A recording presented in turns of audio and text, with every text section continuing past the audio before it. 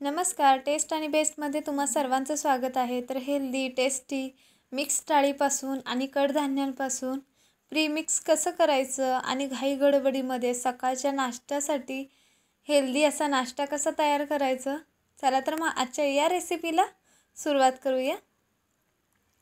तर सर्वात आधी मी इथं एक वाटी घेतली आहे.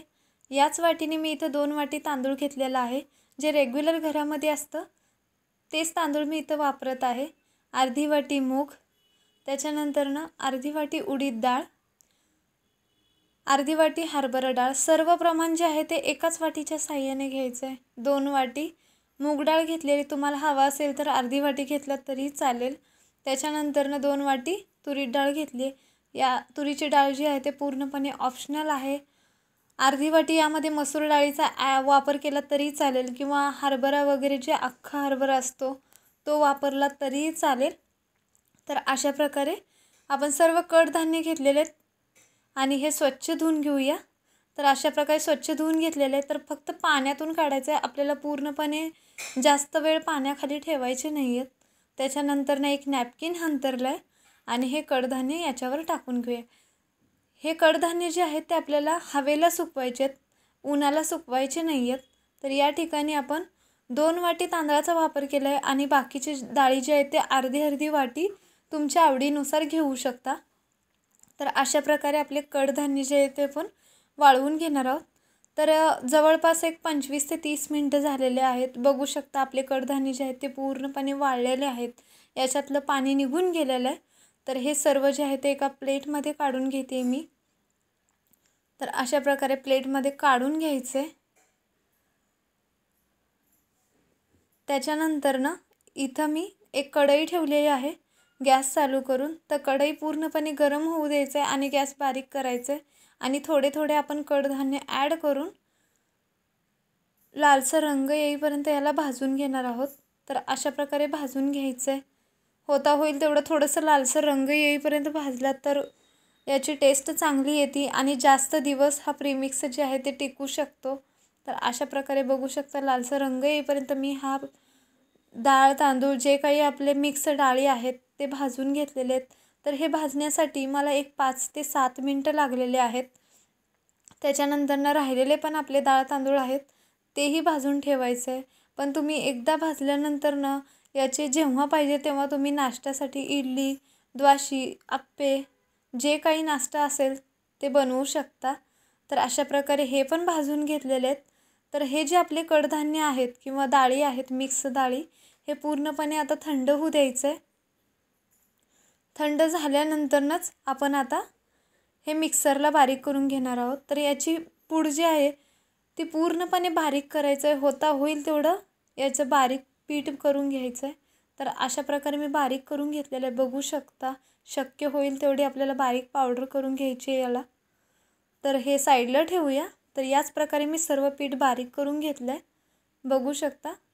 तर या ठिकाणी मी एक बाऊल घेतला आहे. त्याच्यानंतर इथं मी सुजीची चाळणी किंवा 0 नंबरची चाळणी म्हणतात ती घेतली.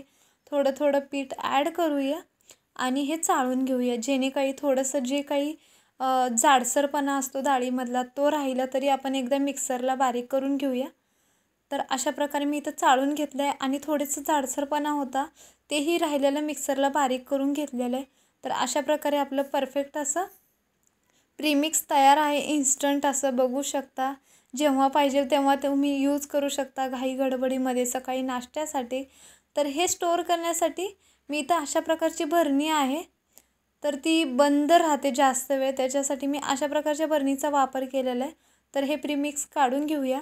तर हे जे प्रीमिक्स आहे ते 2 ते 3 महिने आरामात राहतं, पण पूर्ण बंद असलेल्या बरणीमध्येच आपल्याला हे ठेवायचं आहे. जर तुम्ही असं वरती दुसऱ्या कोणत्या डब्यांचा वगैरे वापर केलात तर 15 दिवस खूप झाले याला. तर अशा प्रकारे आपलं प्रीमिक्स तयार झालेलं आहे इन्स्टंट असं. तर याच्यापासून नाश्ता करण्यासाठी मी इथं मोठ्या चमच्याने 2 चमचे प्रीमिक्सचा वापर करत आहे. तुम्ही क्वांटिटी कमी जास्त करू शकता. तर बघू शकता झटपट असा नाश्ता तयार करण्यासाठी फक्त आपल्याला जेवढं पाहिजे तेवढं प्रीमिक्स घ्यायचं आहे. त्यामध्ये चवीपुरतं मीठ टाकून पाणी टाकायचं. तर अशा प्रकारे हे बॅटर तयार करायचं आहे. आणि त्याच्यानंतर मी इथं तवा ठेवलेला आहे द्वाशीचा. तर तवा पूर्णपणे गरम केलेला आहे आणि गॅस बारीक केलेला आहे. तर तवा थोडंसं टेम्परेचर कमी करण्यासाठी थोडं पाणी मारलं आहे आणि पुसून घेतलेलं आहे. त्याच्यानंतरनं थोडंसं तेल टाकायचं आणि तेही पुसून घ्यायचं आहे. ज्या प्रकारे आपण द्वाशीसाठी प्रोसेस करते सेम त्याच प्रोसेसनं आपण आज हे द्वाशी करणार आहोत.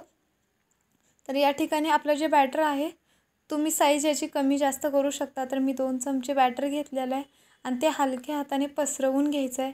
तवा जर जास्त गरम असेल तर हे बॅटर पसरलं जात नाही आहे. तर बघू शकता अशा प्रकारे पसरवून घ्यायचं आहे.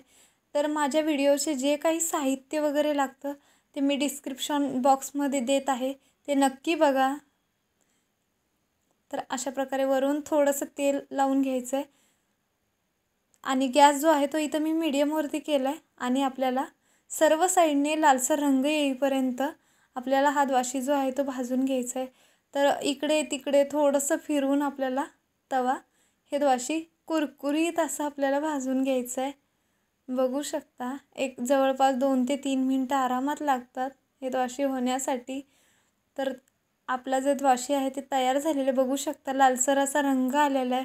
पूर्णपणे ज्या प्रकारे डाळ आणि तांदळाचे होतात, इन्स्टंट आहे, कुठलंही भिजायला ठेवावं लागत नाही आहे. तर झटपट होणारा नाश्ता आहे. द्वाशी तयार झालेली आहे. तर आता उत्तापा करायला घेऊया. कोणतंही भिजवता न काही पीठ आंबवता झटपट होणारा हा नाश्ता आहे. तर 2 चमचे बॅटर घातलेलं आहे, थोडंसं पसरवून घेणार आहे आणि त्याच्यानंतरनं मी इथं कांदा आणि टोमॅटो घेतलेला आहे, एक पूर्ण बारीक करून ते टाकत आहे. तुम्हाला हवं असेल तर पीठ मिक्स करताना त्यामध्ये फळभाज्या किंवा इतर पालेभाज्या एकदम बारीक करून टाकलात तरीही चालेल. तर अशा प्रकारे कांदा आणि टोमॅटो टाकला आहे. त्याच्यानंतरनं मी इथं एकदम बारीक चिरून हिरवी मिरची घेतलेली आहे, ती टाकते आहे. तर गॅस जो आहे तो पूर्णपणे इथं बारीकवरती ठेवलेला आहे. तर आपल्या द्वाशीवरचं जे काही टेक्स्चर आहे ते पूर्णपणे थोडंसं सुकू द्यायचं आहे आणि त्याच्यानंतरनं याच्यावरती पण थोडंसं तेल टाकून घ्यायचं आहे. तर हे जे बॅटर आहे ते पूर्णपणे सुकल्यावरतीच याच्यावर तेल टाकायचं आहे, नाहीतर आपला उत्तापा चिटकू शकतो. तर बघू शकता रंग जो आहे तो चेंज झालेला आहे. तर याला दुसऱ्या साईडनेही आता भाजून घेणार आहोत. तर याचा रंग चेंज झाला आहे बघू शकता. तर अशा प्रकारे आपण सर्व उत्तापे करून घेणार आहोत. परफेक्ट असा नाश्त्यासाठी आपले उत्तापे तयार झालेले आहेत. या ठिकाणी तुम्ही द्वाशी, इडली, उत्तापे किंवा थालीपीठ करू शकता. तर थालीपीठ करतानाही प्रीमिक्स वापरलं जातं, फक्त त्यावेळेस थोडं बेसनचा वापर केला तर चालेल, अर्धी वाटी बेसन. तर या ठिकाणी जर तुमचे द्वाशी किंवा उत्तापे होत नसतील किंवा चिटकत असतील तर त्यामध्ये थोडंसं बेसन टाकायचं 1-2 चमचे आणि मिक्सरला ज्यावेळेस पीठ मिक्स करसाल ते पीठ जे आहे ते मिक्सरला एकदा बारीक केलात तरी चालेल. तर अशा प्रकारे आपले द्वाशी, उत्तापे आणि त्याच्यासोबत चटणी तयार आहे. तर तुम्हाला आजचा हा व्हिडिओ तुम्हाला कसा वाटला ते नक्की सांगा.